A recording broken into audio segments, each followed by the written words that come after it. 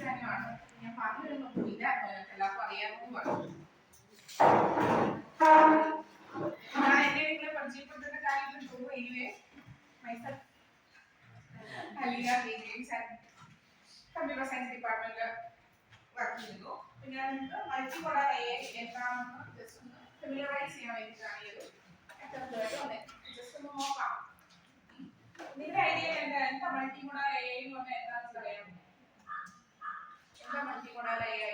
നമ്മൾ എപ്പോഴും യൂസ് ചെയ്യുന്നത്, നിങ്ങൾ എല്ലാവരും ChatGPT യൂസ് ചെയ്യുന്നവരല്ലേ? ഈ ജെമിനി AI ഒക്കെ ഉപയോഗിക്കുന്ന ആൾക്കാരല്ലേ?